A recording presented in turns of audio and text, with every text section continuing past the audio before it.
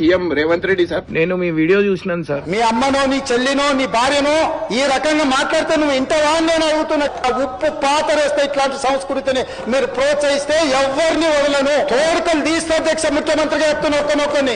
Social మీడియాలో లక్షల మంది ముందల వీళ్ళ అమ్మగారు చార్మినార్ దగ్గర వ్యభిచారం చేసేవారు. అసలు లేనిపోని అన్ని ఆరోపణలు అన్ని వేసేస్తున్నారు సార్. మన నచ్చకపోతే మమ్మల్ని క్వశ్చన్ చేసి అడగచ్చు. తప్పు తమ్నెల్స్ పెట్టి ఫెయిర్నెస్ అనే పేరుతోని డబ్బుల కోసం వ్యూస్ కోసం, కానీ ఇట్లా ఇంట్లో తిట్టడానికి మా డాడీ బతికే ఉన్నాడు, మా డాడీ చచ్చిపోయినా అని చెప్తారు సార్. మేము కూడా బెట్టింగ్ యాప్ కి అగెనిస్ట్ ఉన్నాం సార్. గతంలో పెద్ద పెద్ద ఇన్ఫ్లుయెన్సర్ చేసి చూసి చేసినాం, అది ఇప్పుడు పట్టుకొని పర్సనల్ గా అటాక్ చేస్తున్నారు సార్. చట్టాలు అనేవి ఉన్నాయి కదా సార్, దానికి అందరం రెస్పెక్ట్ ఇస్తున్నాం సార్. వీళ్ళెవరు సార్ ఇంట్లో తిట్టడానికి?